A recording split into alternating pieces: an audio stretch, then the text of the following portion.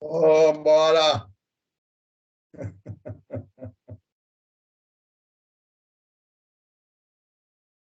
Meu Deus do céu. Gente, vamos. Helder, cadê vocês? Estamos aqui, secretária. Oi, vamos começar. E aí ele vai chegar aqui daqui 2 minutinhos e. Acabou de chegar. Então, bora. Gente, acho que só uma breve fala minha aqui. Enfim, meu nome é Tamires, tá? Eu trabalho aqui na Secretaria do Verde, sou chefe de gabinete no Verde, e eu, por enquanto, estou como interina na Secretaria de Mudanças Climáticas até oficialmente a nomeação, né? A nomeação não, a posse do Natalini, que de fato é quem vai assumir a Secretaria de Mudanças Climáticas aí em meados de agosto. Então, estou nesse período aí totalmente à disposição e vamos tocar. Helder, você toca aí, é isso? Opa, com certeza. Obrigado, secretária. Bom dia a todos. Eu vou dar início à chamada para que a gente possa, então, seguirmos para a pauta. Da Secretaria Municipal de Mobilidade e Transporte, Débora de Freitas, titular. Suplente, Adriana dos Santos Guimarães. P. Secretaria do Verde e Meio Ambiente, Renato Francisco Caetano Chaves ou Ana Maria Faria. Quer café? No caso, a secretária está representando também. Secretaria Municipal de Infraestrutura Urbana e Obras, Marcos Monteiro. Suplente, Marcos Augusto Alves Garcia. Secretaria Municipal da Fazenda, Luiz Felipe Vidal. Suplente, Bruno Parreira. Oi, aqui é o Vinícius Macário, representando a Secretaria da Do Fazenda. Verde, vejo ali a Ana Maria. Já coloquei presença aqui para a Ana Maria. Oi, pela Secretaria da Fazenda, Vinícius Macário. Perfeito, obrigado pela presença.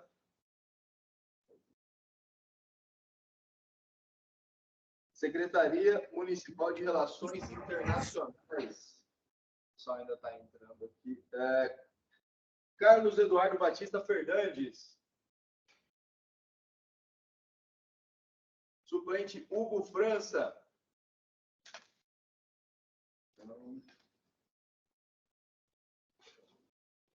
Pela Secretaria Executiva de Mudanças Climáticas, estamos aqui representando junto à secretária Tamires, eu, Helder, assessor, Ludmila, assessora, Manuel, engenheiro químico, e a Roberto, assessor, e a Luísa, que é a nossa estagiária de gestão ambiental.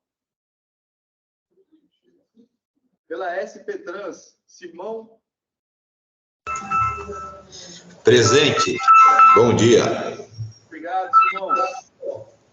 Pedro Rama presente também. Pedro, obrigado pela presença. Pela CET, Priscila Cardoso. Suplente Cristina Maria.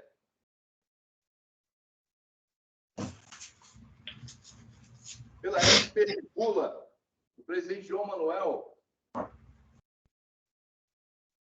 Mauro Haddad, como suplente. Pela Secretaria de Transporte Metropolitano, Fernando Iromiti.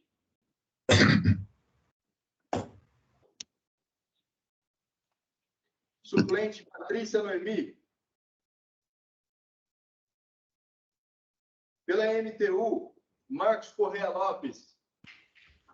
Bom dia, presente. Obrigado, Marcos. Suplente, Alexandra. Uma observação, por favor. Pela STM e pela MTU, houve alteração dos membros e já foi encaminhada à Prefeitura. São outras pessoas, eu gostaria, por gentileza, que vocês verificassem, para a gente corrigir essa lista, tá bom? Obrigado. Eu que agradeço. Pela Artesp, Dr. Cláudio Castelo de Campos, como titular. Suplente Elcio Ramos. Bom dia a todos. Obrigado pela presença. Pela USP, Paulo Santos de Almeida. Suplente Maria de Fátima Andrade.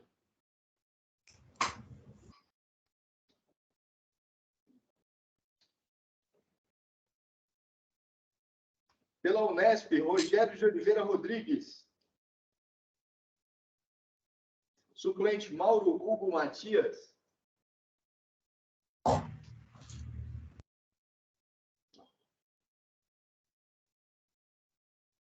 Pela CEBIL, Ricardo Cantarini.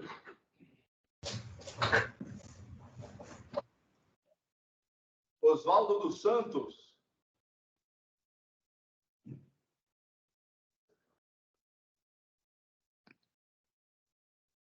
Pela CIMA, pela CEMIL, Setor de Clima e Economia, Rafaela de Fonzo.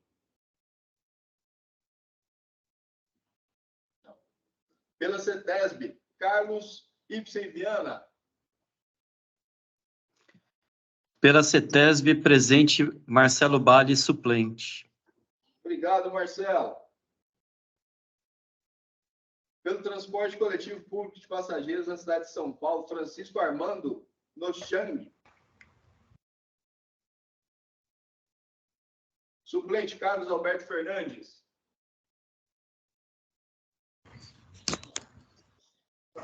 Empresas ou consórcios concessionários que operam no sistema de transporte coletivo público. Pela ordem. Pelo sistema de transporte, está carecendo de uma retificação. Nós já mandamos comunicado que não é mais o Francisco, sou eu, Carlos Alberto e Wagner. Já faz tempo que foi a retificação. Carlos Alberto e Wagner. Obrigado, Carlos.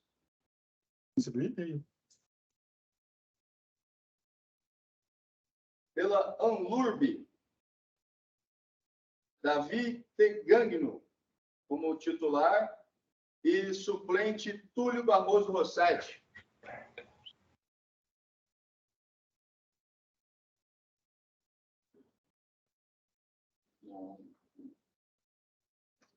Sindicato de Transportes Escolares, Wesley Florencio.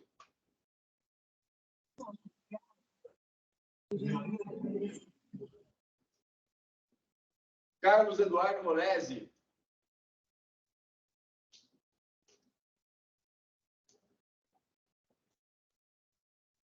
Pela Transfretur, Jorge Miguel.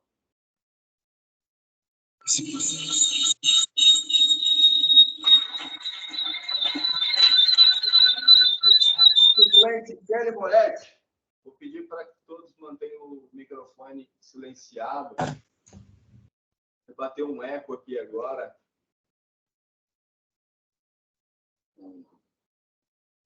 Pela Fiesp, Renato Simenauer. Renato Simenauer, presente e representando o Gabor Deck do Sindipeça suplente.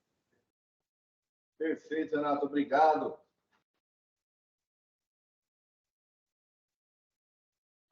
Pela Anfávia, Gustavo Rodrigo Bonini.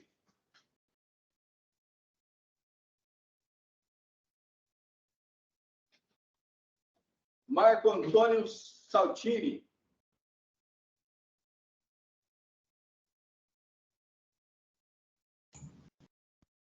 Pelo Instituto de Engenharia, Flamínio Fischmann.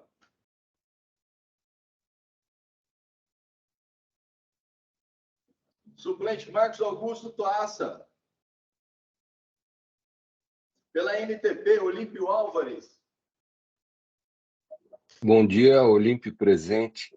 Uma dúvida, eu recebi 2 convites, um do Confrota e outro do Comitê do Clima, mas com a mesma data e horário da mesma reunião. tem alguma explicação para isso? Nós estamos fazendo uma reunião conjunta dos dois comitês?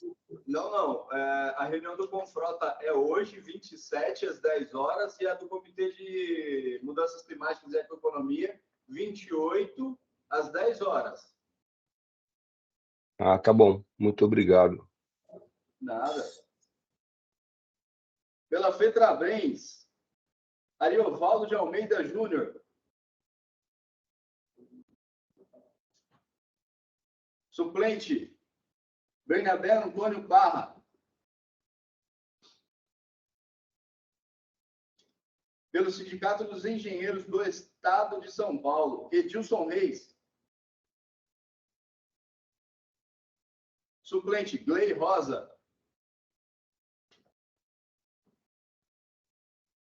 Pela ABVE, Adalberto Maluf.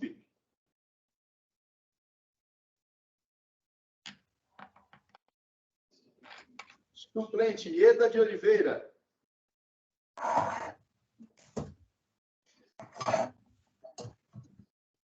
Pela ANAMA, Mário César Mantovani. Não. Suplente, Luiz Marcelo.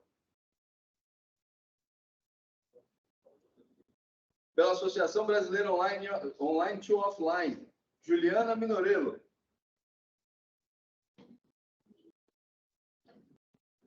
Suplente, Vitor Magnani. Pela ABMAC, Reinaldo Sarquez. Bom dia. Bom dia a todos. Presente. Um bom dia especial para o Christian, nosso amigo aí ao lado. Tudo bem, Christian? Obrigado pela presença. Vou chamar aqui também o suplente Odirley do CAD. Estou representando ele. Perfeito, Reinaldo. Muito obrigado. Pela OAB São Paulo, Tatiana Tucunduva.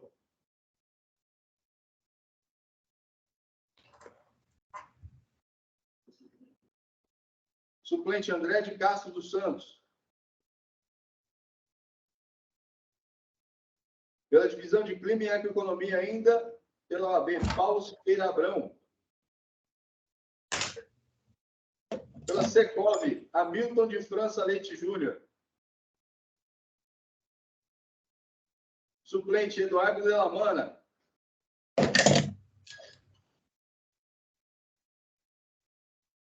Pelo Conselho Regional de Engenharia e Agronomia de São Paulo, CREA, Leonardo Cavaleiro Seregati.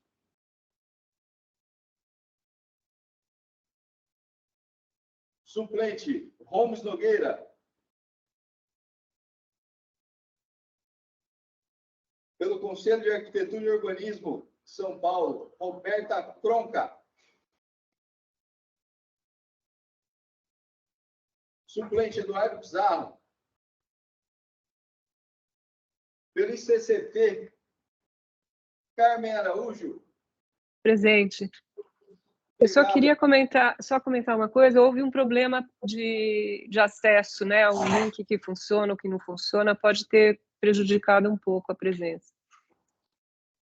Certo. Vamos verificar isso aqui, Carmen. Ana Beatriz presente também, do CCT. Beatriz pelo CCT. Obrigado, Beatriz. Pelo CCT. SOS da Márcia Irota.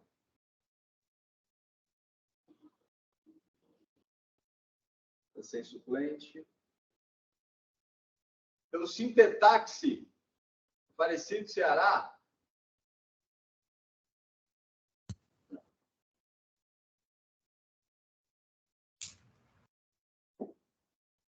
Chamada concluída, pessoal. Nós temos 19 pessoas, temos quórum para a reunião.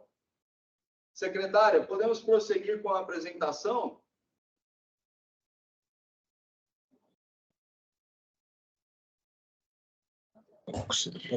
Bom, gente, pode prosseguir, só para constar que o Paulo chegou, tá? Ele está aqui do meu lado, vocês estão vendo? Bom dia a todos aí. E agradeço aí o comparecimento de todos aí. Ok? Abraço. Podemos seguir, Opa! Perfeito. A Ana Beatriz gostaria de falar alguma coisa antes de seguirmos para a pauta? Sim, só porque o YouTube, o link no YouTube não está funcionando. Eu queria saber se vai ser transmitido por lá também. Estamos verificando, Ana.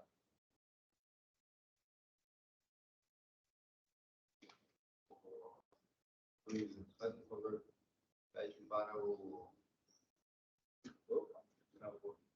Só um minutinho que travou o mouse.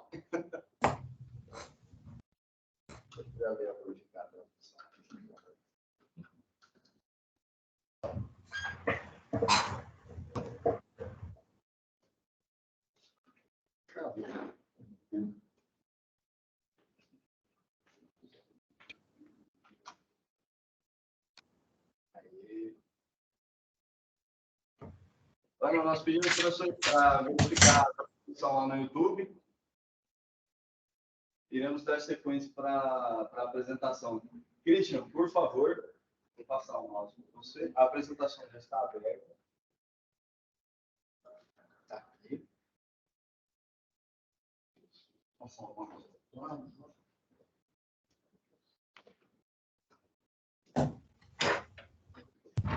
Dá para compartilhar? Fique à vontade. A palavra é de vocês. Se apresentar. Compartilhar. É isso.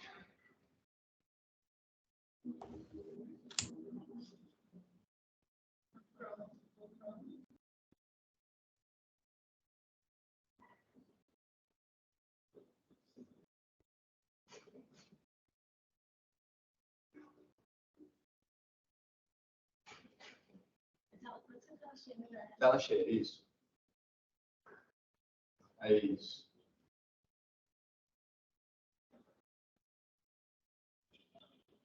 Já tem a apresentação ali embaixo para poder verificar se eles estão enxergando.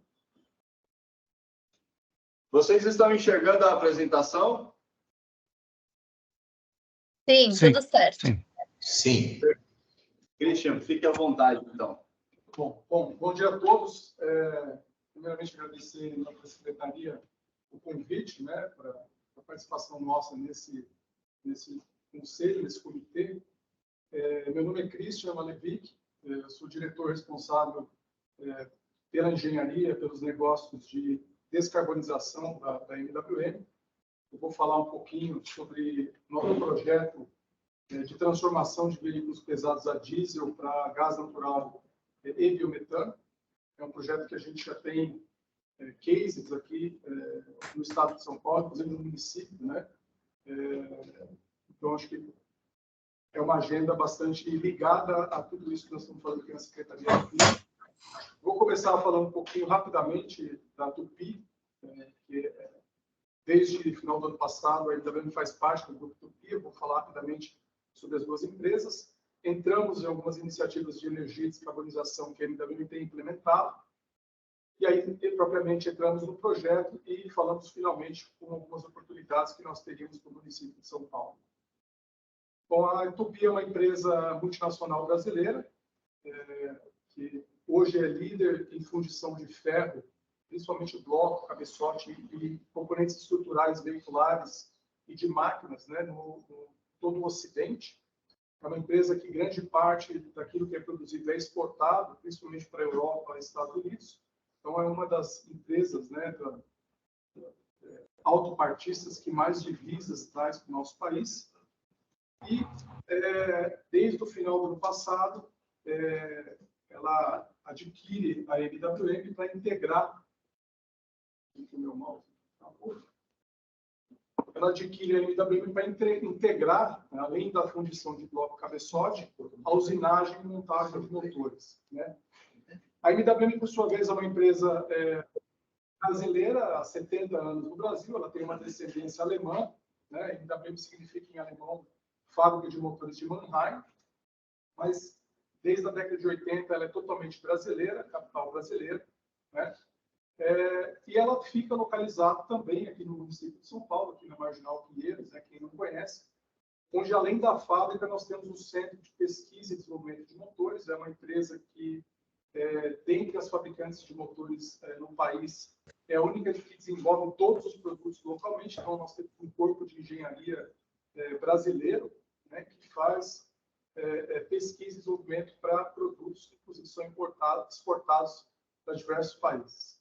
Nós também temos um centro de distribuição de peças em Jundiaí, hoje um pouco mais de 1.300 colaboradores, né, somados a Tupi, nós somos mais de 20 mil funcionários, né? A empresa produziu até hoje, durante esses 70 anos, um pouco mais de 4,5 milhões de motores, então tem bastante experiência nesse segmento.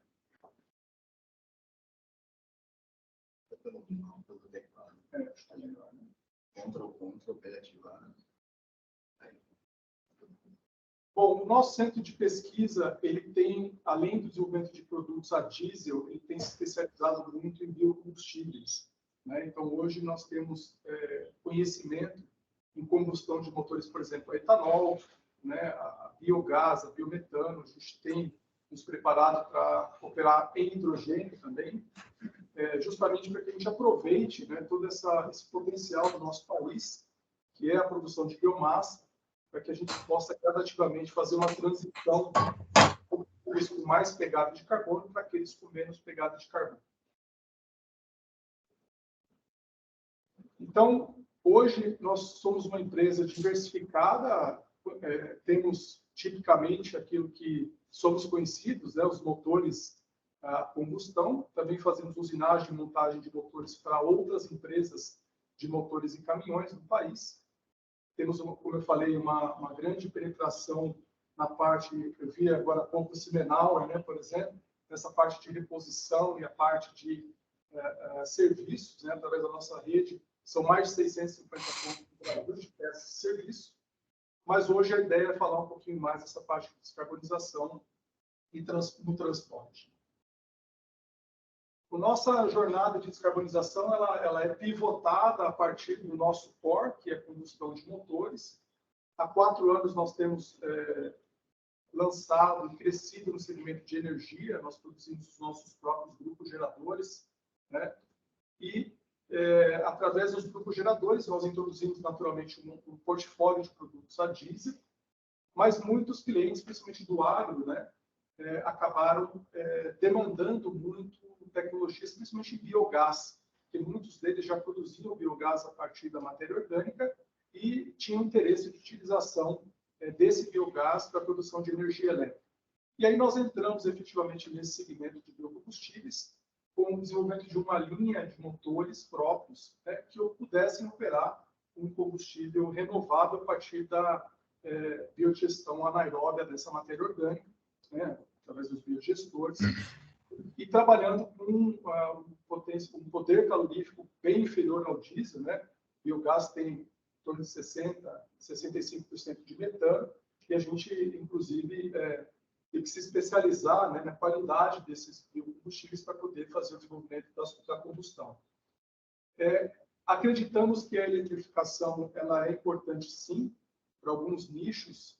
Inclusive, nós temos produtos que hoje operam com energia solar e bateria, é o caso da torre fotovoltaica, é um dos produtos que hoje nós oferecemos ao mercado, né? Então, a gente acredita que realmente existe essa pluralidade, né, de fontes de energia, de formas de armazenar essa energia, naturalmente que vai depender muito da região do mundo que a gente está, da disponibilidade desse tipo de energia, né, e o tipo de aplicação que é utilizada essa determinada tecnologia.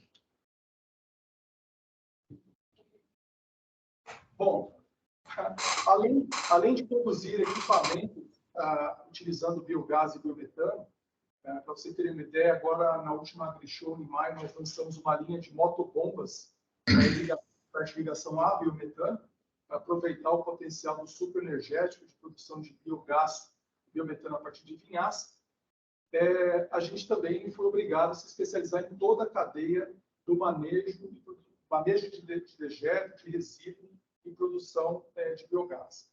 Então, desde do agro, como também da cadeia do alimento, né, tanto ele urbano como agrícola, nós temos investido bastante na formação de equipe.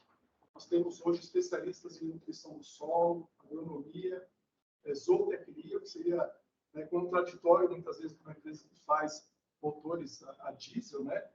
Mas sem esse conhecimento seria muito difícil a gente entregar para o nosso cliente uma solução completa. Muitas vezes você entrega o equipamento, o cliente não sabe produzir um biogás de qualidade, um biometano de qualidade, e o rendimento desse produto ele acaba sendo prejudicado. Hoje nós temos uma linha própria de biodigestores, são 12 modelos de biodigestores. Esses biodigestores eles vêm de uma parceria que nós fizemos com a Sansui, que é um produtor de laminados de PVC, bastante tradicional, em São Paulo, aqui no Brasil. E nós temos uma equipe que faz projetos, desenvolvimento e instalação de biodigestores no campo. Então, isso para nós é fundamental para que a gente possa fazer a gestão dessa cadeia do resíduo e que a gente se especialize, naturalmente, nesse tipo de biocombustível. Também temos um sistema de tratamento de biogás. O biogás, a partir da biodigestão anaeróbia, ele acaba produzindo alguns contaminantes que reduzem a vida útil dos motores, por exemplo, sulfeto de hidrogênio, é um deles, ou então combustível com muita umidade. Então, a gente trabalha também hoje oferecendo um equipamento que faz uma gestão automatizada dos biodigestores, reduzindo contaminantes e estabelecendo um nível de qualidade ideal para a durabilidade dos equipamentos. Além disso, agora, no segundo semestre, nós implantamos a primeira fábrica de fertilizante organo-mineral, que é um subproduto desse processo de biodigestão. Vai ser a primeira fábrica de fertilizante organo-mineral do nosso portfólio. Já está previsto uma segunda fábrica para o início do próximo ano. Então, dessa forma, a gente consegue capturar, de forma bastante circular, os benefícios do tratamento do resíduo orgânico de forma adequada, produzindo combustível. Ali eu vou falar bastante desse caso do transporte a partir de agora, que é a solução que nós trouxemos para hoje, mas a gente consegue derivar diversos produtos oriundos dessa cadeia de tratamento do biogás e dos resíduos. Bom, aí está a imagem de uma das fazendas que nós operamos. Então, nós temos... essa é uma das fazendas no sul de Minas, é um produtor de leite. Nós temos hoje 2 fazendas de leite, onde o investimento é totalmente da MWM. Nós temos, inclusive, colaboradores nossos que operam e fazem o manejo do dejeto nessa fazenda. Nesse caso aqui, o resíduo, o esterco bovino de leite, ele é capturado, é separado o sólido que vai para uma plantação de café, substituir o fertilizante mineral, e a parte líquida é encaminhada para biodigestores para a produção de energia elétrica. A cadeia do leite ela é muito intensa no consumo de energia elétrica, principalmente em pontos onde a energia não chega com qualidade. Então, para eles tem sido hoje um grande benefício esse tipo de solução. Bom, falando da transformação veicular, tem um vídeo, mas provavelmente vocês não vão, talvez, ouvir o som. Eu vou, então, entrar no slide que vai explicar um pouco o que o vídeo mostra. Tá? Então, quando nós entramos nessa questão da descarbonização do transporte, uma das coisas que nós nos deparamos foi, muitas vezes, com a dificuldade do cliente, do frotista, do operador, de encontrar soluções de fábrica, soluções competitivas para viabilizar o investimento e a operação. Então, muito se conhece da conversão de automóveis. O automóvel é um veículo de passageiro, é um veículo que, no Brasil, ele só é permitido na combustão Otto, não é permitido diesel.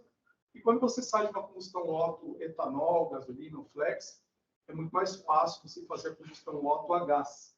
Por isso que essa conversão que a gente enxerga hoje no Brasil, o Rio de Janeiro é um estado especialista nesse tipo de solução, acaba não trazendo tantos prejuízos em termos de desempenho e consumo para o cliente, para o operador, porque você vai sair de um Otto e ir para um Otto, num veículo que não é um veículo de carga, é um veículo que tem um peso, uma massa muito conhecida, muito previsível. Você não consegue colocar muito mais que 5 pessoas no automóvel, por exemplo.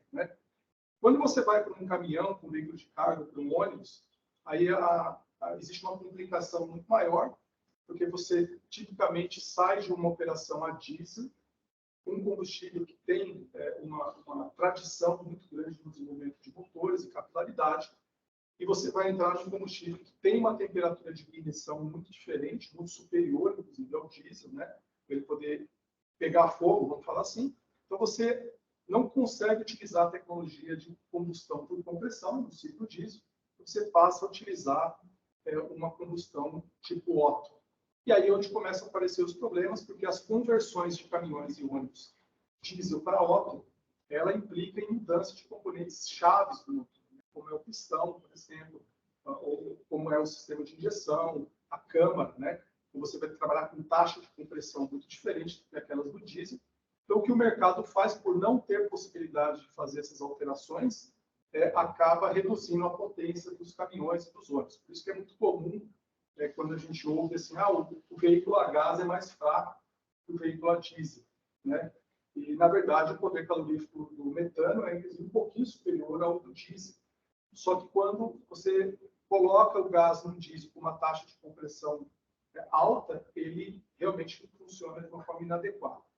E daí veio uma solução de falha, que nós desenvolvemos essa linha de produtos que trabalha com gás, que visa entregar o mesmo nível de torque e potência que os motores a diesel similares.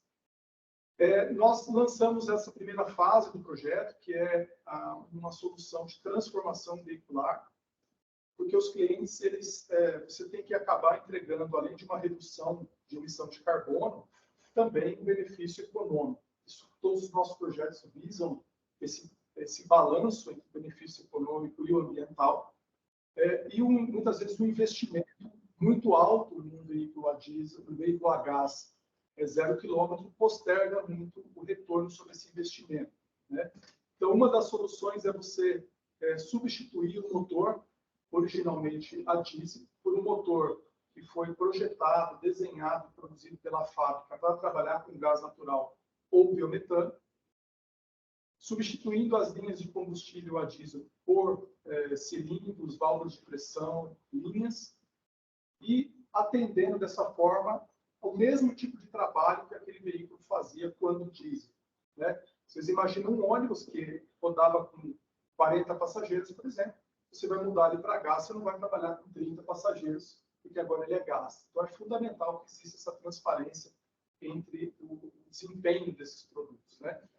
Além disso, a MWM, por ser uma empresa que desenvolve motores, ela tem facilidade em customizar as calibrações.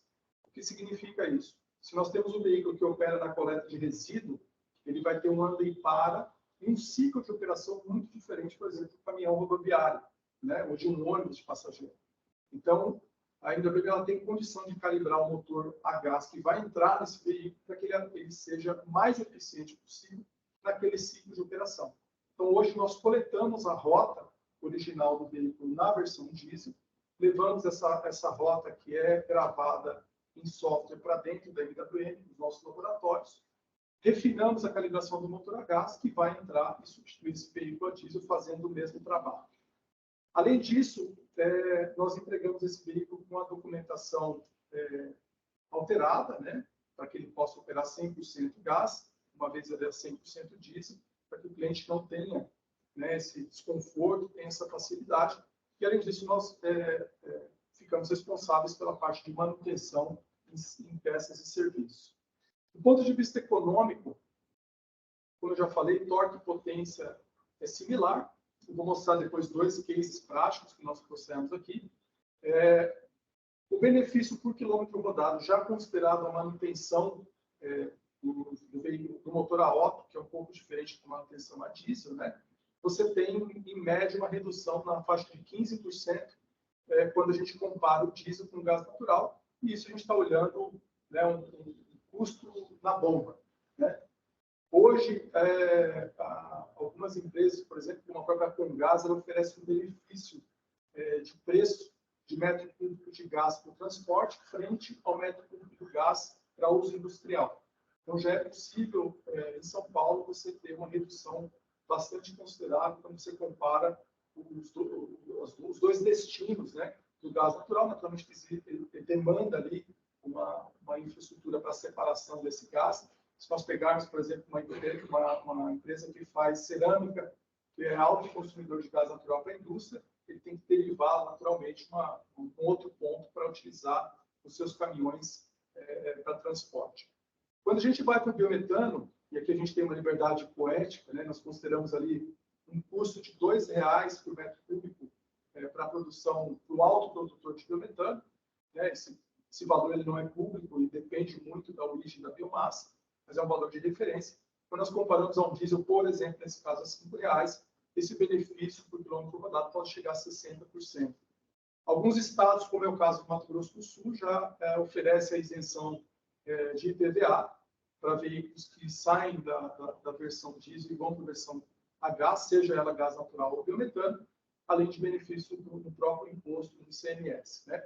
O suco energético ainda tem hoje a possibilidade de benefício no incremento do valor do CBIO, né, que é aquele valor, vamos dizer assim, não é um crédito de carbono propriamente dito, mas é um benefício que ele oferece para os distribuidores de combustíveis fósseis, para que eles possam anualmente aposentar e compensar essas emissões.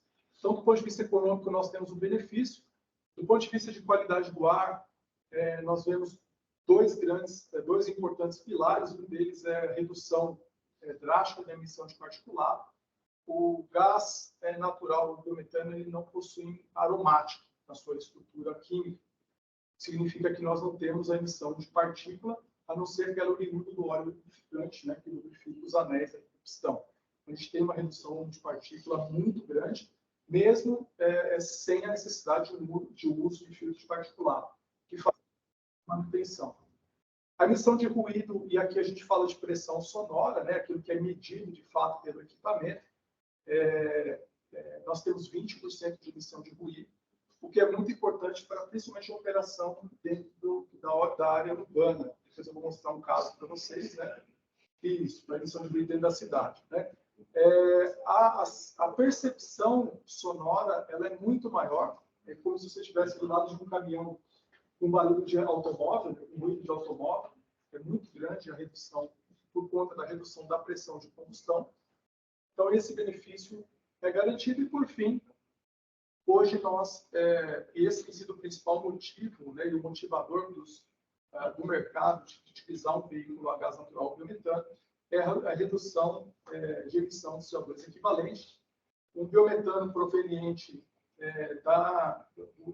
do agro pastoril, eu vou falar um pouquinho, ele chega a reduzir em torno de 95% de CO2, já considerando a emissão das máquinas que fazem o plantio e a colheita da planta, né, para a produção de biocombustível. Quando a gente vai para o gás natural, hoje o próprio Refrota já traz, né, esse benefício na própria equação, aproveitando, né, o próprio Refrota também considera o biometano zero, né, na matriz de substituição do diesel hoje, por exemplo, no município de São Paulo. Bom, o biometano, ele tem a vantagem, como eu falei, a densidade do poder calorífico dele é similar, um pouquinho superior ao diesel, quando a gente olha o megajoule por quilo. Isso é o que viabiliza a produção de motores de equipamentos com potência similar ao diesel. E o biometano ele tem um benefício adicional, porque ele vem de um processo renovável, né? E daí vem muitas vezes alguém pergunta para nós, mas lá no escapamento sai do quê? Né?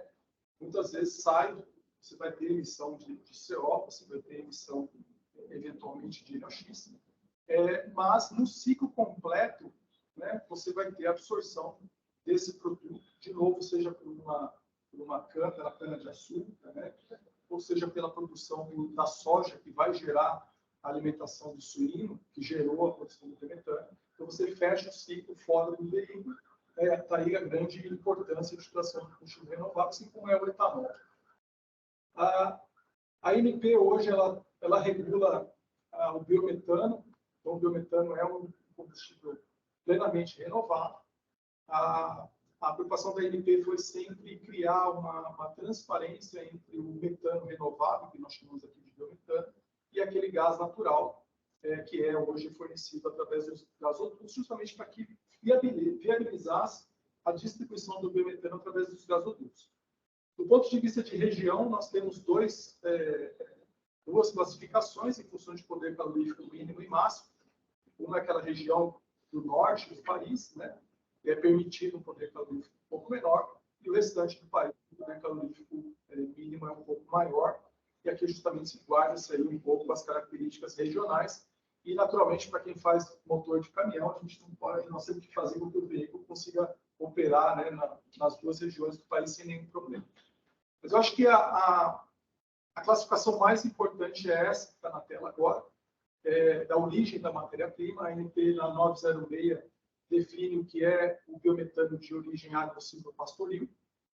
E a 886, aquela proveniente de aterro sanitário e tratamento de esgoto.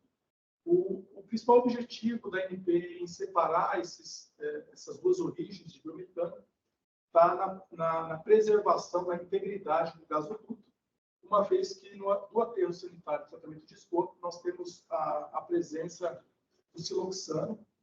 O siloxano ele acaba sendo um contaminante do biometano, oriundo do biogás de aterro e tratamento de esgoto, principalmente porque você mistura junto com a matéria orgânica alguns outros elementos químicos. Então, você vai ter lá shampoo, você vai ter vidro, resto de material de construção, que acaba contaminando esse biogás, mesmo depois que ele passa por diversos sistemas de filtragem.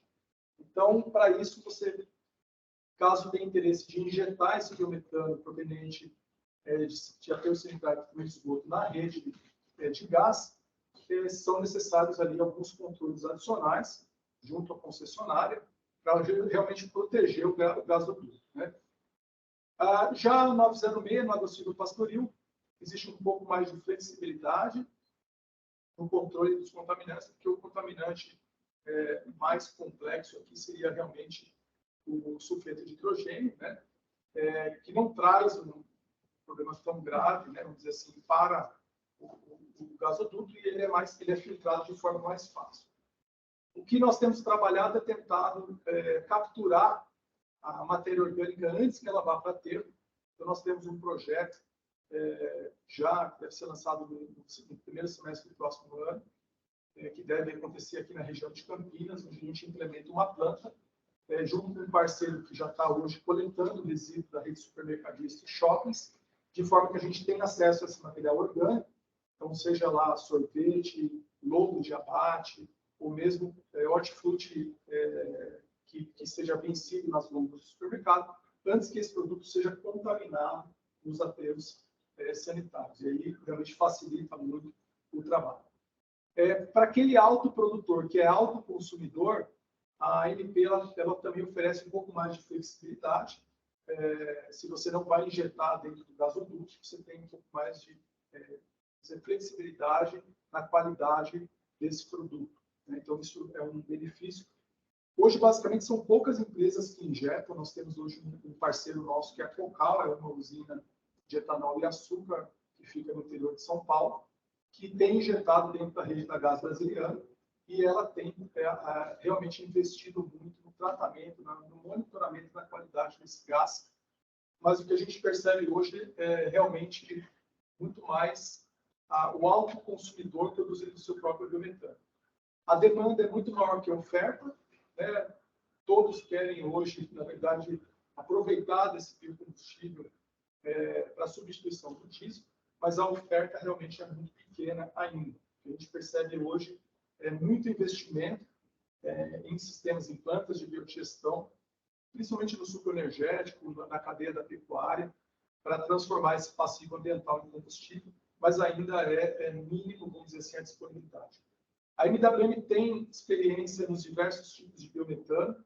Nós temos hoje veículos rodando na suinocultura, no biometano da suinocultura, numa economia circular, onde a distribuição dos insumos é feita pelo próprio veículo, né? Abastecido com aquele dejeto dessa cadeia da suinocultura. Como eu falei, nós temos algumas usinas que são clientes nossas hoje, operando com biometano produzido através da vinhaça, né? Do excesso de vinhaça que vem do processo de produção de etanol.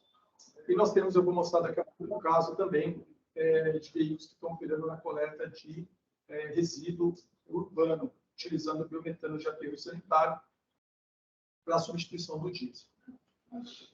Alguns parceiros que nós temos hoje, nós trabalhamos muito forte com a Commit, não só com a Comgás, que está aqui no estado de São Paulo, mas com as outras distribuidoras de gás do Brasil. Eles têm investido bastante na promoção, no crescimento da disponibilidade de gás natural nos postos de combustível. O gás natural, como eu mostrei antes, apesar de ele não ser um combustível renovável, ele oferece a oportunidade de uma redução da ordem de 25% na emissão de CO2. Então, como elemento de transição, ele é muito importante. E os motores, eles acabam enxergando o gás natural e o biometano de forma muito similar, é muito transparente para o motor. Pequenos ajustes são feitos de forma automática dentro do motor. Então, se você opera com o biometano, ainda que você não tenha a capacidade de operar 100% com o biometano, você pode operar com todo o biometano que você tem, complementar com gás natural, operando, por exemplo, através de abastecimento em um posto de combustível. A Sabesp tem hoje disponibilidade grande de biomassa através das estações de tratamento de esgoto, é um dos trabalhos que a gente tem feito, né, tentando entender como que a gente pode aproveitar esse material de uma forma mais completa. E uma das instituições que está ligada ao suco energético também é um parceiro nosso. Então, eu trago aqui dois casos. O primeiro deles é a operação de caminhão de coleta de resíduo da EcoUrbs, aqui no município de São Paulo, né? Esse caminhão ele começou a operar em setembro do ano passado. Originalmente, é um caminhão que tem um motor a diesel de 260 cavalos. Nós estamos trabalhando também agora para entrega na próxima semana do primeiro caminhão para a Loga, que é o segundo concessionário aqui do município de coleta de resíduos do município de São Paulo, para que eles possam se beneficiar desse tipo de solução. Bom, então, nós substituímos o motor original por um motor MWM, que tinha uma calibração similar para preservar a integridade do powertrain, né, transmissão, eixo, cardan, com 260 cavalos e 950 Nm. A operação antes do diesel era de 1 km por litro, é uma operação considerada uma das mais críticas, né, no transporte rodoviário. Com a instalação do sistema e operação no GNV, houve uma grande similaridade no consumo de combustível, quando você compara litro por metro cúbico. Nós atingimos 0,97 km por metro cúbico. E para biometano, produzido pelo aterro lá no Sapopemba, com 0,9 km por metro cúbico. Se nós pegarmos o tempo de rodagem, esse caminhão, na verdade, já está com 25 mil até hoje de manhã, eu confirmei. Então, a última vez que nós registramos esse slide está com 22.300 quilômetros, operando exclusivamente do gás. Hoje ele está com um pouco mais de 25 mil quilômetros. Naquela época, com 22 mil quilômetros, nós tínhamos evitado em torno de 2,8 toneladas de CO2 por mês, porque ele operou grande parte do tempo no GNV. A partir de 2 meses atrás, ele começou a operar 100% do biometano. Esse trabalho em conjunto com a EcoUrbs, ele tomou cuidado de garantir que a operação fosse exatamente a mesma. Então, hoje, a EcoUrbs ela atua em 5 diferentes rotas em termos de criticidade. Nós começamos naturalmente com o GNV numa rota um pouco mais leve e fomos apertando. Esse caminhão roda na rota mais crítica de coleta de resíduos de São Paulo, atendendo exatamente a mesma carga, né, e a mesma característica de operação que um veículo a diesel. Então, a gente conseguiu substituir totalmente. É um veículo que, provavelmente, em breve, vai ser fruto, inclusive, da matéria da revista, agora de agosto, setembro, da limpeza urbana. Né? Então, é um caso de sucesso que nós temos, que prepara as concessionárias de transporte de resíduo para utilizar um combustível renovável, que, nesse caso, seja viável. Né? É um ciclo de operação bastante complicado. Realmente, seria muito difícil operar um caminhão desse com bateria, que o ciclo de carga e descarga de bateria é muito complicado, né? Vocês imaginam que mais do que um caminhão, isso aqui é uma máquina de compactação, né? Então você tem ali uma operação muito crítica. Mesmo na Europa, hoje, os caminhões de coleta de resíduos eles não são factíveis do ponto de vista de eletrificação, né? Então aqui é um dos combustíveis que realmente faria sentido o biocombustível substituindo o diesel. E não podia faltar, em termos de redução de quilômetro rodado, a gente ainda considerou aqui um pouco da operação abastecendo imposto. Né? Então, a EcoUrbs, no começo, quando a gente estava operando só no GNV, ela abastecia um imposto numa rede pública, né? Numa rede privada de gás natural. Então, a gente considerou isso. Então, durante esse período, em torno de R$ 7.000 por mês, naturalmente que agora, operando somente no biometano, o custo vai ser o custo de produção do biometano da própria EcoURBS lá com a Metagás no Sapopemba, né? Então, esse é um caso que realmente a gente se orgulha bastante. Agora a gente discute a escalar, na verdade, o que as concessionárias de coleta de resíduos de São Paulo aguardam nesse momento é uma eventual nomeação, né, uma vez que a concessão está chegando ao fim, nós já entramos no período de renovação da concessão, e eles aguardam essa renovação de concessão para entender como que vai ser feito esse investimento, né, para os próximos passos. Bom, nós não temos ainda um caso de transporte urbano de pessoas na cidade de São Paulo. Nós estamos trabalhando com a cidade do município de Campinas. Esse é um veículo Volvo, que começou a rodar em janeiro do ano passado. É um veículo que roda 150 km por dia. Ele, na verdade, é um consumo muito menor do que aquele caminhão que nós vimos, né? Mas ele está operando 100% do gás natural. Assim como nós vimos lá anteriormente, nós substituímos o motor original. Nesse caso, originalmente, era o motor MWM, né? Coincidentemente. Nós substituímos o motor MWM por um motor MWM a gás natural, biometano. Originalmente, nós tínhamos um consumo de 2,21 km por litro de diesel. A partir do momento que nós começamos a operar com GNV, esse consumo foi para 2,19 km por metro cúbico de gás natural. Ele abastece hoje também numa rede pública. Eles estão, nesse momento, numa fase de transição para escalar isso dentro da operação deles de transporte urbano, né? O motorista opera esse ônibus como se fosse diesel, não sente nenhuma diferença em relação ao desempenho, por tudo que eu já falei, né? Bom, então, em termos de CO2 equivalente, nós estamos falando de algo um pouco maior de 1,5 tonelada mês. Como eu falei, se é uma operação que roda mais, naturalmente a gente evita mais, né, a emissão de CO2, e uma redução também aqui de combustível, que ela é bastante tímida, porque eles ainda não instalaram o sistema de abastecimento dentro da garagem, né? Uma vez que isso seja disponível, também aqui a Comgás poderia conceder uma tarifa diferenciada, uma tarifa que eles chamam de frota, né, para uma redução de custo um pouco maior, mas já é algo que, quando você soma o benefício ambiental com o benefício econômico, ele é bastante importante, né? Bom, então, de forma resumida, né, hoje a gente tem, principalmente em grandes centros urbanos, capilaridade interessante, aqui no município de São Paulo, né, bastante disponível, o GNV. Nós temos uma redução no custo de aquisição do veículo.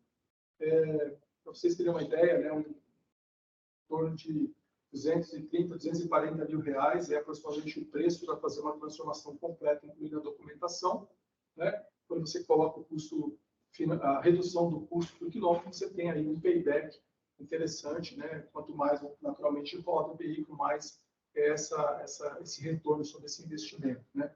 É possível transformar a frota atual, ainda que você tenha dentro da operação veículos mais novos ou veículos mais antigos, você consegue, identificando o veículo correto, ter ali uma assertividade na identificação de qual unidade deve ser trocada completamente, qual unidade pode ser transformada. Então, esse mix vem justamente da gestão da frota, né? Melhor custo operacional, você tem um investimento não tão alto e um combustível que tem um custo por metro cúbico menor. E do ponto de vista de manutenção, é bastante simples, 85% dos componentes é base diesel. Então, se a gente pegar os principais itens, né, não existe muita diferença. Hoje, o que basicamente do ponto de manutenção, o que difere é que você tem uma vela, um cabo de vela e uma bobina, que periodicamente precisam ser substituídos, né, com uma frequência que o diesel não tem esses elementos, né? E o óleo lubrificante, que é um óleo lubrificante com uma viscosidade maior, né?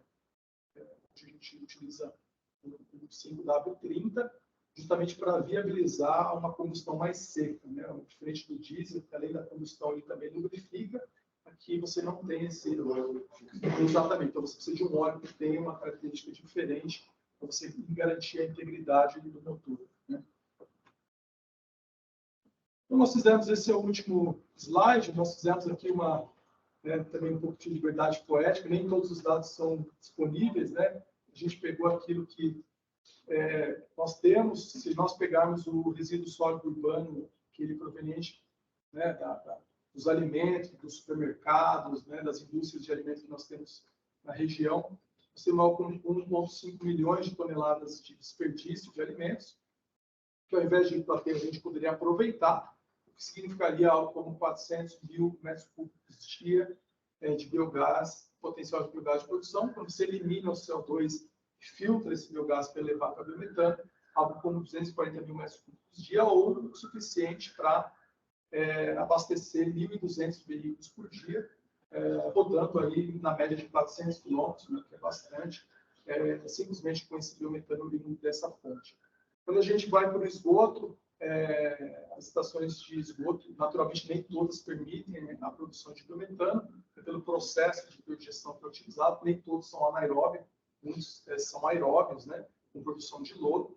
E interessante no esgoto é que, se você puder migrar do aeróbio para o anaeróbio, você reduz a produção de lodo. E aí, reduzindo a produção de lodo, você reduz a quantidade de caminhões que saem das estações de tratamento e vão para o aterro. E você diminui a ocupação do aterro, né? Então, é interessante a gente trabalhar isso não só do ponto de vista de transporte, não é à toa que amanhã acho que nós vamos apresentar algo similar, né? Porque a ideia também é aproveitar essa questão para outras ecoeconomia, né? Como a gente falou. E a gente nós teremos biometano para 1.000 veículos dia. O aterro, nós até conversamos aqui numa outra ocasião, né? Nós não temos dados suficientes hoje para apresentar para vocês um paralelo, mas disparado o aterro, os aterros que nós temos no município apresentam o maior potencial de produção de biometano disparado, muito mais que o resíduo sólido urbano alimentar e o esgoto, né? E não é à toa que a gente tem hoje um potencial muito grande de operação da coleta de resíduos, uma vez que esses caminhões eles vão até o aterro, né, diariamente, e podem ser abastecidos. Então, aí é onde está o nosso maior potencial. Bom, é isso que eu tinha para apresentar. Para vocês, fico à disposição para perguntas, né? Fique à vontade.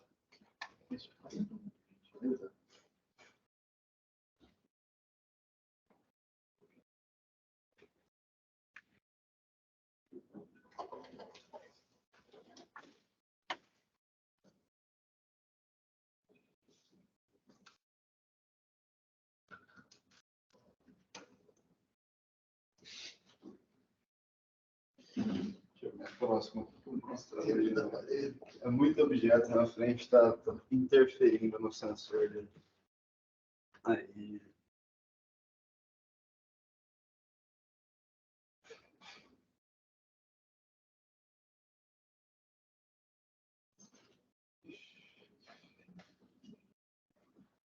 Bom, Christian, Luiz Carlos, gostaria de agradecer pela apresentação.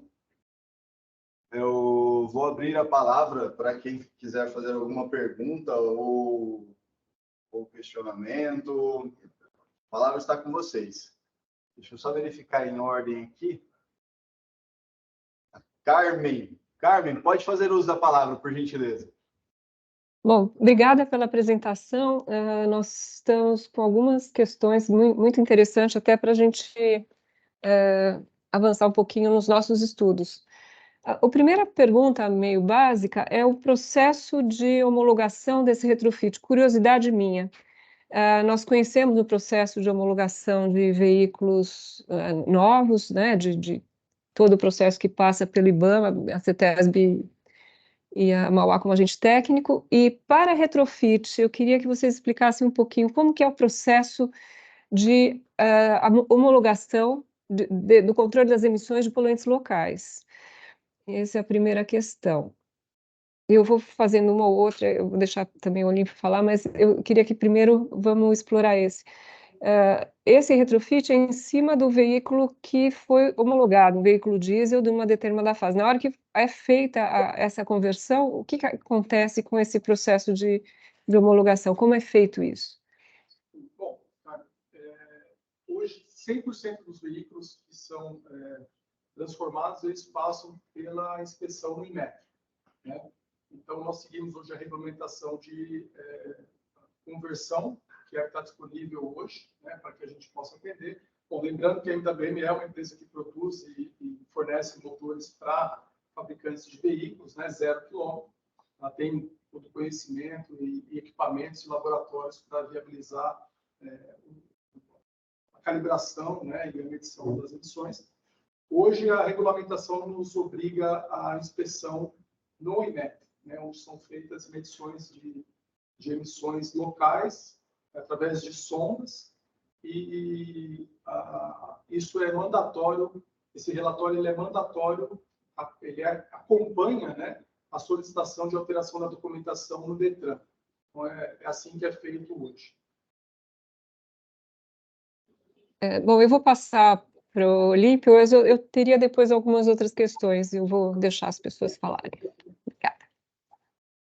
Obrigado, Carmen. Olímpio, por favor, pode fazer uso da palavra.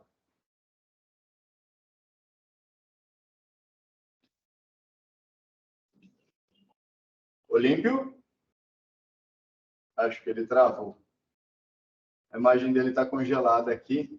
Vamos fazer o seguinte, eu vou passar a palavra para a Ana Beatriz. Na sequência, a gente retorna com o Olímpio. Ana, por favor. Muito obrigada, parabéns pela apresentação, muito interessante. A gente conhecer um pouco mais desse projeto. Eu queria perguntar um pouco sobre a parte de emissões. Quando você falou do ciclo de vida das emissões evitadas pela solução do gás, você mencionou que com o gás natural veicular, a gente tem uma redução de 25%, né, das emissões equivalentes de CO2. Eu queria entender um pouco mais o que foi considerado nessa análise, como é que isso foi calculado, porque, assim, o que eu já estudei, o que eu já li sobre esse assunto, diz que quando a gente incorpora as emissões fugitivas de metano nessa análise de ciclo de vida, a solução do gás natural fica muito parecida, em alguns casos até pior, do que o diesel, porque o metano, né, o gás natural é basicamente metano, e o metano ele é um gás de efeito estufa com aquecimento, com efeito de aquecimento muito maior do que o CO2, 80 vezes maior em 20 anos. Então, quando a gente fala do gás fóssil, que existem essas emissões fugitivas, desde a extração do gás natural, a distribuição e até no próprio abastecimento, a gente tem emissões fugitivas, e mesmo poucas emissões fugitivas, elas aumentam muito esse CO2 equivalente. Então, eu queria entender um pouco como é que vocês consideram isso, se vocês sabem se tem algum tipo de controle das emissões fugitivas, e isso também é relevante para o próprio biometano, né? Assim, mesmo que o biometano ele tem origem renovável e tudo, mas é importante também ter algum controle dessas emissões fugitivas. Mas para o gás fóssil, isso é muito importante, assim, quando a gente fala que ele é uma solução que ele traz reduções de emissões de gás de efeito estufa. Então, essa também tem outras perguntas, mas por enquanto vou deixar só essa. Obrigado, Ana. Bom, primeiro, assim, nós utilizamos o que está hoje especificado no Refrota. Primeiro eu vou falar do ponto de vista do Q25, né? 25 é hoje, se você substituir um ônibus que opera em São Paulo, diesel por gás natural, você vai ter esse valor lá especificado, assim como de biometano, de diesel para biometano é zero, né? Você zera as emissões. Do ponto de vista técnico de motores, né? Quando a gente desenvolve o motor a combustão a gás, você tem que fazer algumas alterações no trem de válvula, justamente para alterar a forma de admitir e de expelir os gases para redução que você chamou, né, a gente tem algumas expressões diferentes, mas daquele gás que foge, né, vamos falar assim, pelo escapamento, né? Então, a gente não cruza válvulas, cruzamento de válvulas não existe. Então, tem alguns cuidados diferentes que nós trabalhamos na construção de um motor a gás, quando a gente compara ele com o diesel. A molécula do metano ela tem um pouco mais de 8% menos, vamos falar assim, impacto, né, climático do que o diesel. O que a gente busca, além desse 8%, é trabalhar com uma redução de consumo de combustível. Então, se você, hoje a gente considera, por isso que a gente sempre mede o ciclo antes do diesel e um ciclo depois com gás. Eu vou abrir um parênteses, porque realmente a pergunta é bem abrangente, né? Quando você vai em uma concessionária comprar um caminhão, a montadeira ela oferece 3, 4 tipos de caminhões, né? Então, daquele mesmo modelo. Quer dizer, você tem um caminhão que carrega concreto, ele é uma betoneira, depois você tem esse mesmo caminhão, ele pode carregar, por exemplo, areia, o outro vai carregar eventualmente um baú, né? Então, você é obrigado a usar o mesmo produto para diferentes funções e não necessariamente ele é tão eficiente nas diferentes funções que ele utiliza, principalmente na linha de caminhões vocacionais. O que nós fazemos, nós capturamos exatamente o ciclo do cliente para aumentar a eficiência de consumo de combustível ali. Então, além desse 8%, a gente pode chegar, né, a valores muito próximos de 20%, somando-se aí a redução do consumo do combustível em si, né? Aí eu não estou nem falando mais diesel por diesel também serviria, né? Vamos falar assim, né? Então, além você tem uma substituição de uma molécula, tem uma pegada menor, você também tem uma redução do consumo. Mas e daí vem, provavelmente, eu não participei pessoalmente da definição do refrota por 25%, mas provavelmente dessa composição que tenha saído, né, a especificação do refrota de 25%, mas naturalmente vai variar um pouco do ciclo, né? Um ciclo mais severo, coleta de resíduo urbano, você tem um consumo um pouco, às vezes até pior, como você bem colocou, né? E você tem, às vezes, uma operação mais leve, você tem condições de até superar esses 25%. Eu fiquei na dúvida, que você mencionou que tirou do refrota. Eu não sei se o refrota que eu entendo é a planilha de cálculo de emissões utilizada pelos operadores de ônibus. Lá a gente só fala de emissão de escapamento, então é só o CO2 de escapamento, não é CO2 de ciclo de vida. E o cálculo que eu tenho é que o gás natural veicular é de 6% menor do que um diesel, não 25%. Então, assim, eu só não sei se eu estou com a mesma referência que você está usando. Eu queria entender, eu queria tirar essa dúvida. Emissão de CO2 por quilômetro rodado, um topo slide, talvez a gente possa reprojetar ele, né, e conferir esses valores. Isso. Vou projetar aqui.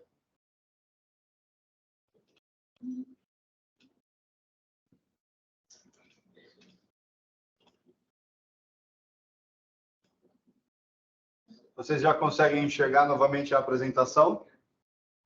Sim.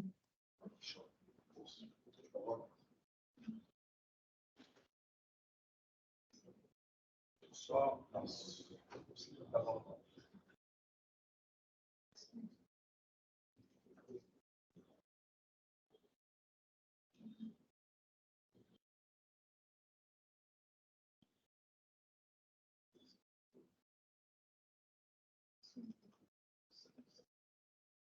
Então, hoje no refrota nós temos 2,671 quilos de CO2 por litro. E no IEMA nós temos 1,999 quilos de CO2 por metro cúbico. Então, esses são os valores que foram utilizados para o cálculo dessa diferença que você citou. Tá? Tudo bem, depois a gente pode... Tá bom, obrigada.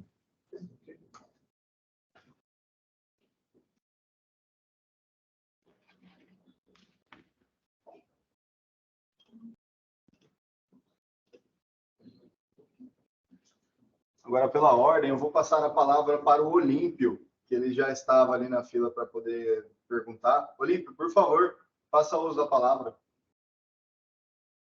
Oi, obrigado. Eu tive um probleminha aqui, saí do ar, né? E agora estou voltando. Eu perdi uma parte aí da discussão das perguntas, então eu não sei se na hora que a Carmen perguntou do Procon, vocês responderam isso. Mas eu vou colocar a pergunta original que eu fiz, que eu tinha aqui anotado, que é a questão do NOx. NOx é um poluente que preocupa, né, as autoridades ambientais, de saúde, etc., porque há violações, né, concentrações médias aí, anuais de ozônio, né? E o NOx é um contribuinte para isso, né? Poluente primário que participa de reações para a produção do ozônio na atmosfera, né? Então, eu queria saber com vocês se vocês colocaram um catalisador, né? Parecido com esses que tem nos veículos do ciclo Otto, né? Para reduzir as emissões de NOx. E quais são os fatores de emissão de NOx desses veículos? Eu sei que depende de veículo para veículo, né? Por causa do ciclo de operação ser diferente para o caminhão de lixo, para o ônibus, etc. Mas eu queria saber quais os tipos de veículos que vocês mediram, em que ciclo, e quais são as emissões de NOx que vocês obtiveram em laboratório, né? E qual o recurso que vocês usam, né, para reduzir o NOx que sai do motor? É catalisador? Essa é a pergunta. Bom, primeiro o escapamento do veículo ele é mantido, né? Então, uma parte silencioso do fluxo de ar ele é todo mantido. Hoje o Inmetro, diferente do Proconv, né? Ele não exige a medição ou a regulamentação de emissões locais conforme o Proconv. Ele tem uma regulamentação própria que é seguida pelo Inmetro. Como eu falei, ele é medido através de uma sonda, né? A combustão do gás que nós temos, do gás natural ou do biometano, ele emite, na verdade, menos NOx do que a combustão do diesel, justamente pela característica, né, da combustão. A combustão do diesel é bastante... a pressão de combustão é da ordem de 20 para 1, né, 18, 20 para 1. Quando a gente está trabalhando aqui com 12,5, outra relação de ar-combustível ela é bem diferente. O diesel ela é muito mais lean, né, do que no gás. Mas hoje não existe, Olímpio, uma regulamentação Proconv para o retrofit, né? A regulamentação Proconv ela se limita aos veículos 0 km. A MWM hoje tem tecnologias de catalisador three-way, que nós utilizamos, aquele catalisador passivo, né? Que tem a função basicamente de filtrar o CO, que é o elemento mais nocivo dessa combustão, né? E tem também o SCR para redução de NOx através da injeção ativa, né, de água, né? Mas voltando, o Inmetro hoje não tem a mesma demanda, né, do que o Proconv em termos de emissão de escapamento. Só fazer uma observação, que a legislação ambiental e a legislação de trânsito, ela exige uma autorização especial, né, para veículos que são modificados, né?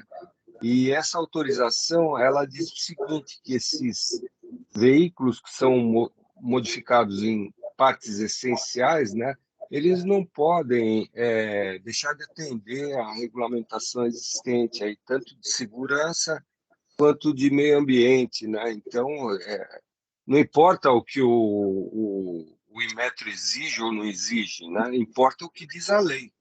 Então, essa é a preocupação, porque, de repente, você vai pregar aí uma disseminação, né, desse tipo de prática antes de fazer a devida autorização com os órgãos ambientais aí. E essa autorização é indispensável, né? Se tem alguém da CETESB aí que pode dar uma palavrinha sobre isso, porque essa é a missão da CETESB, né? Fazer esse tipo de certificação dessas modificações, né? Então, é isso.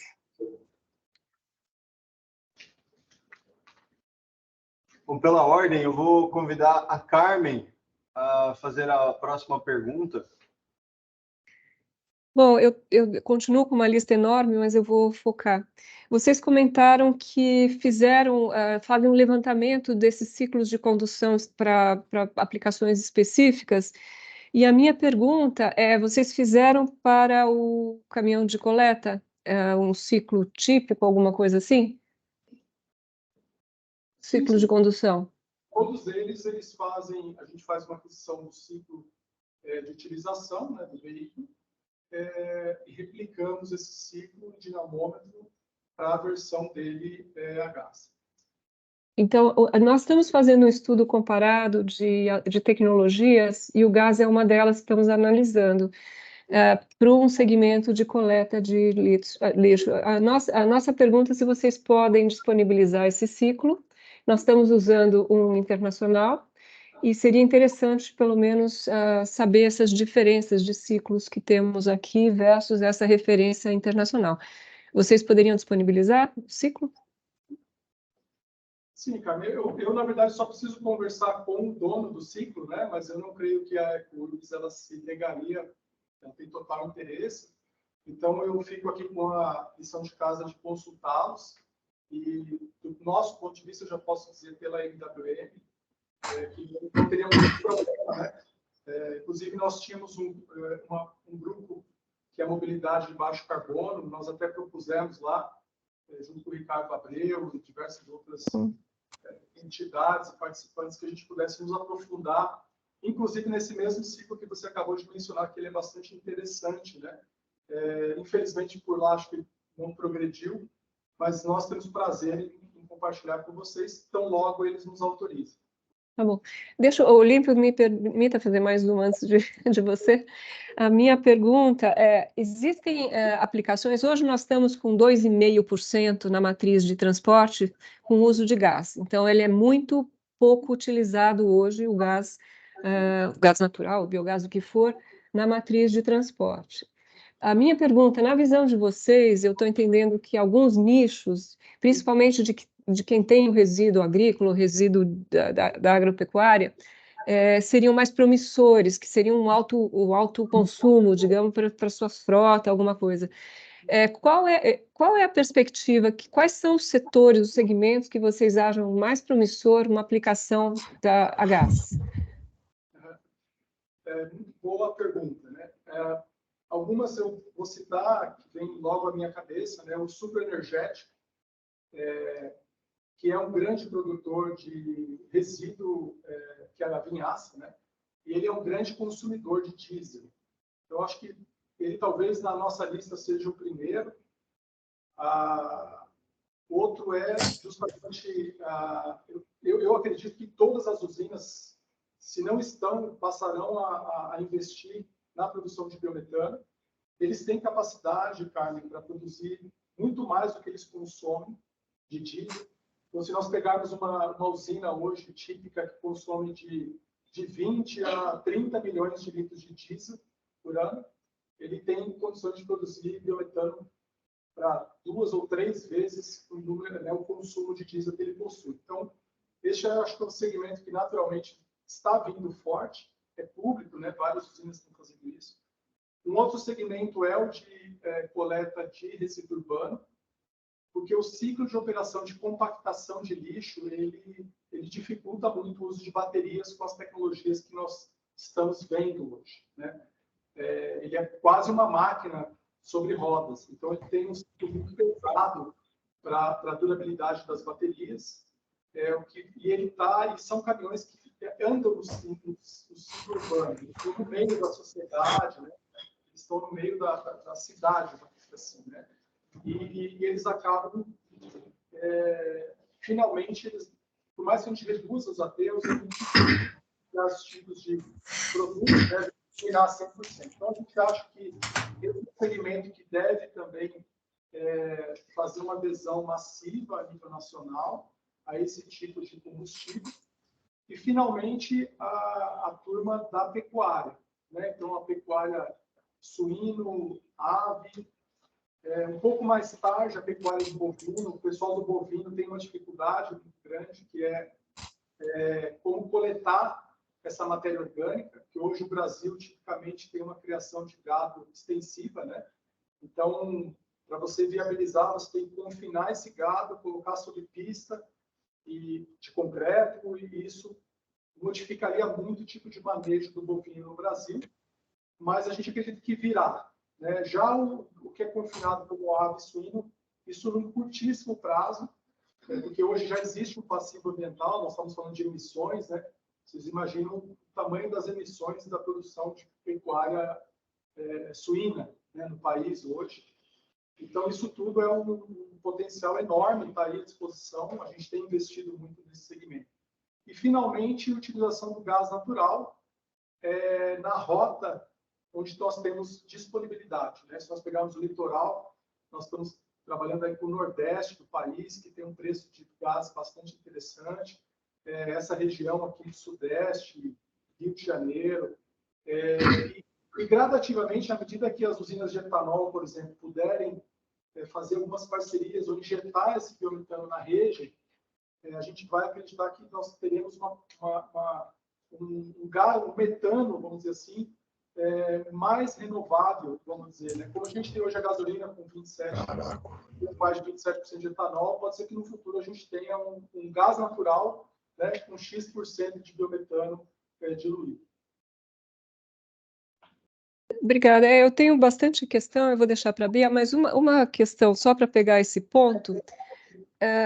A gente tem uma preocupação com uma solução biogás acabar sendo muito pequena a penetração em relação ao gás natural. Então, assim, hoje nós temos gasolina e etanol, vou fazer um exemplo para maior clareza. E faz algum tempo tem um mandato, tem uma opção etanol no posto, e hoje nós temos um uso de 30% do renovável em relação ao fóssil, que é muito pequena. E qual é a medida que se teria para garantir que essa solução de descarbonização seja efetiva?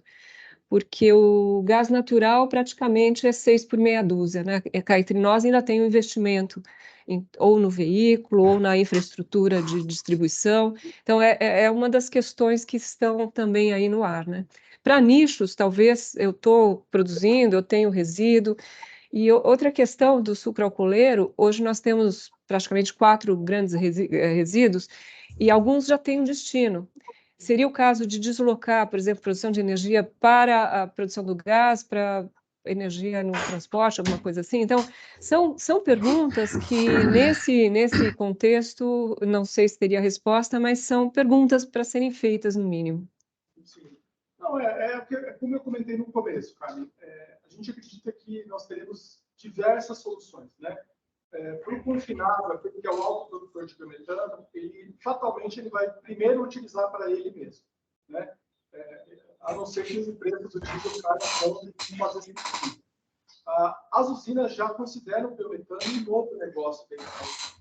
Então, o biometano, a gente fala dele no uso de transporte, mas se eu pudesse colaborar e te dando um pouco mais de preocupação na sua pergunta, que é super válida a sua preocupação, por mais efetivo que seja o motor a combustão, você vai ter 50% de eficiência, né? Quer dizer, você vai pegar um biometano público e usar meio, tá certo? O outro meio vai ser calor e vai ser dissipado na atmosfera. Então, algumas utilizações de biometano, elas acabam, inclusive, sendo mais nobres. Por exemplo, substituindo o gás natural ou lenha na secagem de grãos, né? Você sabe que o grão, hoje, todos eles ensilados, eles dependem de estufas que são tipicamente a lenha, né? Então, talvez o biometano, o uso, por isso que eu até mostrei antes, nós temos o uso no transporte, mas a gente acredita que o biometano ele tenha outras utilizações tão mais nobres, muitas vezes, né? Então, o que significa que no futuro o biometano não só ele vai concorrer com ele mesmo em outros tipos de atividades. Se você pegar hoje o vidro, a indústria de vidro, a indústria de cerâmica, o consumo de gás é muito grande, né? Então, talvez esses tivessem até apetite para pagar um pouco mais do metro cúbico. E aí eu coloco o último ponto para você que preocupa bastante, que é a falta de regulamentação. As vendas hoje do biometano, elas são spot. Então, a empresa A que faz o biometano vende para a empresa B por tantos reais por metro cúbico, né? E se aparecer uma outra uso do biometano, ele vai utilizar e vai vender para outro uso, né? E ele vai fazer conta, ele vai falar, não, agora faz sentido mais para mim. Então, essa questão da regulamentação do preço do biocombustível, e não estou falando só do biometano, se amanhã a gente vier falar de biodiesel, a gente tem que trabalhar forte com desenvolvimento de biodiesel. Alguns segmentos, eles são produtores, autoconsumidores de diesel e grandes produtores de biodiesel. Então, essa indústria tem impressionado muito o setor automotivo para viabilizar a utilização do biodiesel 100%, que não é HVO, né? Que não é HVO. Então, também precisa de uma regulamentação específica que dê previsibilidade, né, nesses investimentos que a gente tem feito. A MWM hoje, e a Tupi, elas têm investido olhando os nichos, como você bem colocou, né? O autoprodutor de biometano, consumindo biometano, esse tem sido o maior foco e isso que baliza os nossos investimentos. Obrigada. Eu tenho uma pergunta só, desculpa, sobre preços, mas eu vou deixar para as outras pessoas. Por que retrofit? O preço não seria maior do que ter um veículo de linha? Porque eu faço depois modifico. Então, são questões que eu deixo aí para os outros e fica para depois. Obrigado, Carmen. Pela ordem, então, a próxima pergunta da Ana Beatriz é na sequência de Renato Sidenauer. Ana, por favor, faça uso da palavra. Obrigada. Eu queria pedir mais detalhes sobre o caso dos caminhões de lixo que está tendo aqui em São Paulo, em termos da logística mesmo, como é que funciona? Esses caminhões, eles são abastecidos no aterro que fica os pontos de abastecimento, porque eu tenho a impressão que os aterros são muito longe, né, do centro de São Paulo. Então, eu queria entender um pouco melhor isso, como é que tem funcionado essa parte do carregamento, do reabastecimento desses caminhões.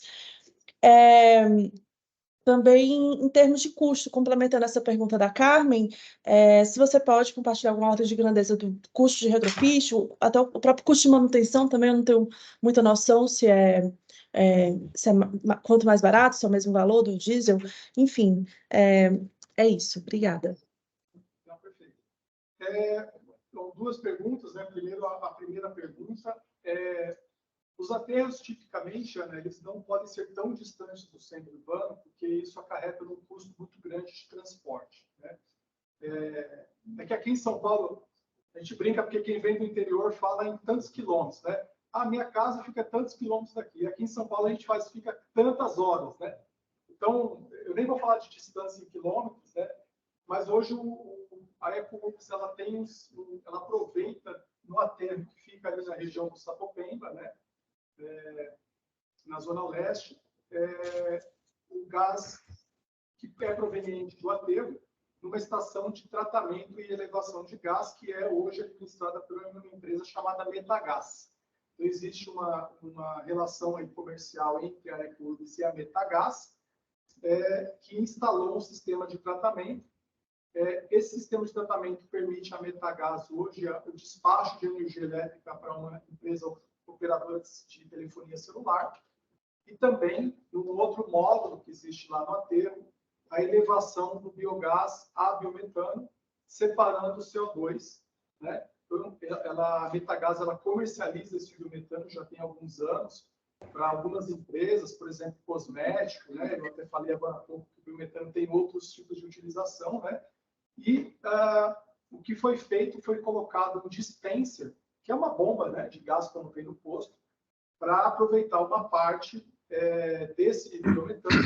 Lembrando que nós estamos numa fase piloto, tá certo? Tudo isso leva bastante tempo, tem bastante pesquisa envolvida. E esse dispenser, esse gás é suficiente para o abastecimento, talvez de 1 ou 2 unidades nesse momento, né? Uma vez aprovado todo o projeto, inclusive que envolve a própria renovação da concessão, né? Enfim, aí existirá um investimento até no bioparque, uma coisa um pouco maior, que a prefeitura hoje está coordenando aqui em São Paulo. Então, esses caminhões, eles vão até esse local, eles passam por esse local, Ana, justamente para eles depositarem o resíduo que foi coletado e compactado, entende? Então, esses resíduos acabam tendo que passar por lá, tá? Existem soluções, como, por exemplo, um gasoduto virtual, nós usamos na própria MWM. Lembra que para fazer os desenvolvimentos de motor a biometano, eu precisaria ter biometano. Mas eu não sou um produtor de biometano. Então, os desenvolvimentos na MWM são feitos no gás natural, primeiramente, e à medida que a gente vai caminhando para o final dos trabalhos, a gente adquire biometano através de caminhões, virtual, e posição para os testes dos motores na empresa. Tá? Então, isso também é um recurso que, por exemplo, pode ser utilizado quando o biometano não está disponível localmente. Não é o caso da EcoWorks, e o caso da Loga também, eles estão trabalhando num projeto para viabilizar a disponibilidade do biometano mais próximos dos caminhões. Tá? Mas a EcoWorks já tem hoje o privilégio, vamos dizer assim, de ter o biometano lá disponível. Sobre o preço, você comentou, eu falei um pouquinho antes, né, uma referência de preço, tá? Hoje uma transformação retrofit, como a Carmen colocou, né, vai estar hoje na faixa de 240 a 250 mil reais. Talvez a Carmen tivesse a mesma pergunta para você, que você acabou de fazer.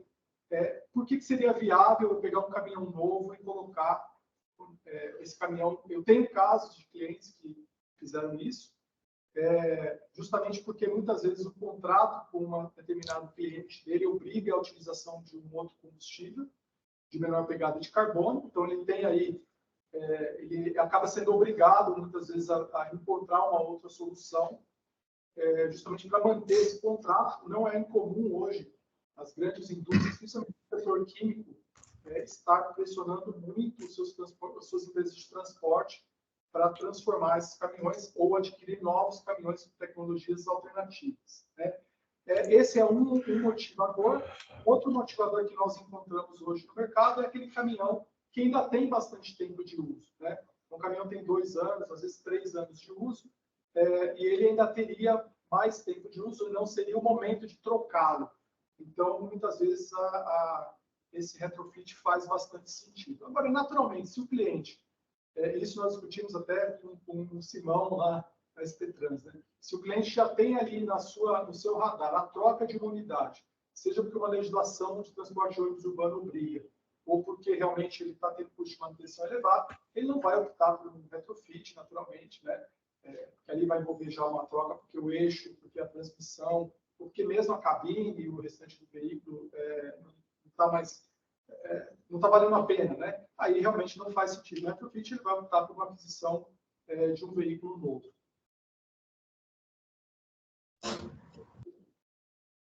Agora, Renato Simenauer, por favor, faça uso da palavra. Pois não. Renato Simenauer, da Fiesp, eu sou diretor do Departamento de Desenvolvimento Sustentável da Fiesp. Parabéns, Christian, a gente conhece bem o trabalho de vocês. A Fiesp trabalha em várias direções, uma delas é a descarbonização, estamos muito fortes nisso. Nós estamos trabalhando na renovação da frota de veículos também, onde eu conduzo a cadeia automotiva produtiva para diminuir a redução de gases, obviamente com a sucatagem de 400 mil caminhões que rodam com Euro 0. Eu queria só fazer um comentário, é o seguinte, nós temos que trabalhar em todas as direções. O mundo inteiro está trabalhando. Em última análise, o que a gente reconhece é que o frotista não está muito preocupado com emissão, ele está preocupado com o custo. No momento em que, como o Christian apresentou, você diminui o custo por quilômetro rodado, você começa a diminuir, eles começam a se envolver e, obviamente, que a redução de emissões vem a galope, vem atrás, vem na rabeira. Isso vai acontecer. Nós temos que trabalhar em todas as direções, todas. Isso é o fato consumado, que está sendo feito na Europa, nos Estados Unidos. Eu tenho viajado, tenho visto lá fora, na China. Eu acho que se a empresa como a MWM, a Tupi, ou seus concorrentes, a Cummins, estão investindo maciçamente na transformação desses motores para não usar combustível fóssil, tem um motivo muito claro, que é redução de custo e redução de emissões. É um comentário que eu queria fazer, não sei se o Christian endossa ou não isso que eu estou dizendo. Muito obrigado. Não, perfeito, Renato. Acho que a gente corrobora muito dessa visão, né? A Tupi, para vocês terem uma ideia, na linha do que o Renato acabou de falar, ela tem um projeto junto à USP, né?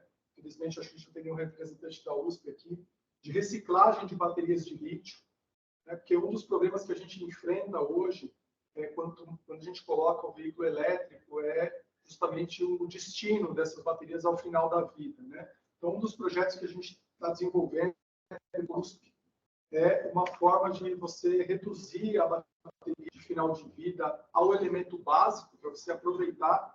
Infelizmente, hoje no mundo é feita a pirólise, e isso acaba com o lítio, por exemplo, entre outros elementos da bateria.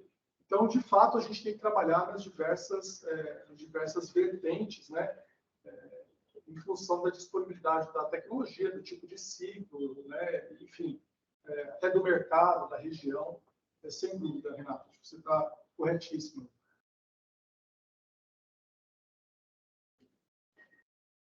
Pela ordem agora, Olímpio Álvares, por gentileza.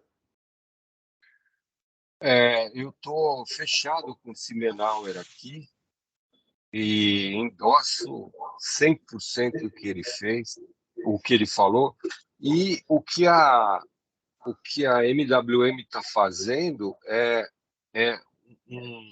auspicioso, né? É muito positivo, né? Porque quando você tem biometano sendo queimado no lugar do diesel, em qualquer frota de veículo pesado, não importa, qualquer nicho, qualquer frota que usar biometano, parabéns, é diesel a menos que você está queimando e é uma vantagem que você está levando em relação à emissão de todos os poluentes, né? Inclusive do CO2, que é a bola da vez aí da hora, né? Mas precisa fazer um programa que atenda aos limites do Proconv, né? Porque você não pode estragar um motor a diesel, né, para colocar um outro no lugar que emite mais NOx, mais HC, etc. Né? Então, precisa ver isso, né? Precisa botar uma lupa aí, o pessoal da CETESB, o pessoal do IBAMA, precisa botar uma lupa nesse programa aí, porque se ele ampliar muito, você está provocando um rombo no Proconv, né? Isso é inadmissível, né? O Proconv é sagrado, né? Não pode fazer isso, né? Então, essa é a minha opinião. Quanto mais biometano você queimar dentro da conformidade da legislação ambiental, melhor para o mundo, né? Melhor para o planeta, melhor para todos nós.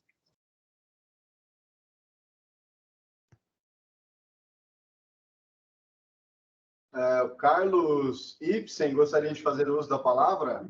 Por favor. Obrigado, William. Primeiro, bom dia a todos, né? Eu não tinha me manifestado ainda, mas a CETESB foi citada 2 vezes aqui. Eu queria reforçar um pouco, inclusive, a fala do Olímpio, no seguinte aspecto, né? Eu não vou entrar em aspectos legais, porque, como bem explicou o representante aí da MWM, né, as exigências do Inmetro não consideram aí todos os ensaios e poluentes que são previstos pelo Proconv para veículos novos, quando feita a conversão. Mas veja, se você sai de fábrica com um veículo para um determinado limite de emissão de poluentes regulamentados, poluentes tóxicos, e se você vai fazer uma conversão em grande escala para outro combustível, é evidente que isso se transforma num buraco do ponto de vista de Proconv, né? Porque você passa a não ter, de fato, um controle dessas emissões, desses poluentes, que foram feitas no processo de homologação. Então, isso é uma realidade, sem entrar no aspecto legal de descumprimento de qualquer resolução CONAMA.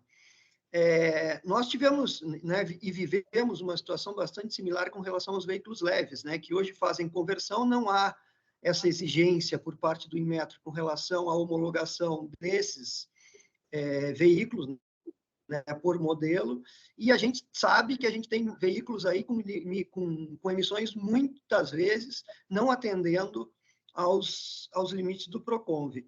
Então, essa é uma preocupação real. Eu acho que, independentemente de questões legais, acho que seria muito importante que esses ensaios fossem feitos, de fato, para os motores que fossem convertidos, para que, de fato, a gente não tivesse, principalmente, emissões de NOx ou determinados... É pouco provável que você tenha emissão de material particulado maior, mas você pode ter, de fato, emissões de NOx mais alto. Isso se torna mais grave ainda quando a gente fala em motores mais novos, em que você tem tecnologias de controle hoje para controle de poluentes embarcada bastante avançadas, né? Então, você está fazendo alterações de projeto, né? É óbvio que se eu pegar um motor pesado de Euro 2, é muito pouco provável que você tenha prejuízo por uma conversão a gás. Mas você pega um motor Euro 5, você pode ter diversas surpresas, né? Se você começar a mexer muito no projeto original do veículo. Então, eu acho que essa preocupação ela é importante, acho que a recomendação do Olímpio ela é bastante válida. Tá bom? Obrigado. Perfeito. Mais alguém gostaria de fazer uso da palavra? Alguma consideração? Ninguém? Em mesa? Alguma consideração? Algum comentário final? Não?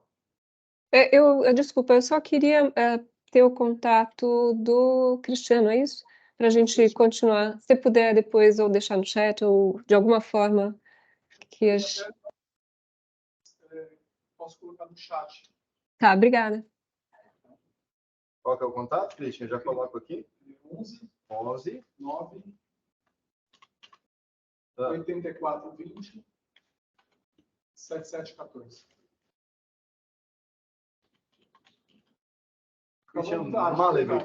Eu vou consultar também a EcoURB sobre a questão da disponibilidade do ciclo e os pontos do Carlos Ibsen do Olímpio. Eu acho que é interessante a gente aproveitar, inclusive, esse piloto que nós estamos fazendo, né, para validar o projeto como um todo, uma vez que a própria EcoURBS e a Loga, né, uma vez que sejam renovadas as concessões, né, eles pretendem também utilizar esse tipo de tecnologia. Acho que é uma oportunidade para a gente juntar forças, né, no sentido de criar, eventualmente, uma adequação à política que existe hoje para o retrofit, né, ou algo específico que a gente veja a necessidade de adequação. Naturalmente, a IWM sempre é parceira da CETESB, a gente sempre está submetendo as licenças e tudo mais para os motores. A gente tem prazer de trabalhar junto com vocês para que a gente possa, eventualmente, revisar ou criar algo que esteja mais aderente a esse plano de retrofit, né? Diferente dos veículos novos, talvez. Obrigado, Christian. Renato? Teremos essa apresentação? Renato, eu encaminhei via e-mail anexado, mas eu reencaminho a todos vocês. Ok, obrigado. Assim, tá bem? Então, eu vou convidar a secretária Tamires e o nosso chefe de gabinete, Dr. Paulo, a finalizarem a reunião. Obrigada, gente, pela participação de todos. A gente encerra. E acho que é isso. Quer falar, Paulo? Acho que foi muito produtiva a reunião, né? E o avançado aí da hora, com um tema só, comprova isso daí, que o tema é bastante interessante e que a gente tem que ter realmente, né, uma matriz energética para a frota de São Paulo. E essas discussões são sempre muito bem-vindas, né? Mesmo que quando a gente utilize energia em nichos, né? Por exemplo, estamos falando aí de EcoURBS ou Loga, né? Então, eu acho que tudo que a gente conseguir retirar, né, de poluição aí do mercado, coisas que iriam para aterros, etc., é muito interessante, que ficariam anos aí vazando metano ou com chamas, acho que é muito importante. Então, acho que foi muito interessante, agradeço a todos e muito obrigado. Então, aqui com a autorização da secretária, eu dou por encerrada a nossa reunião e ficamos aí para a próxima reunião do mês que vem com novos temas. Então, aguardem nos nossos próximos capítulos, ok? Abraço a todos aí. Obrigada, gente. Obrigado. Abraço, obrigado. Bom final de semana. Igualmente, obrigado a todos.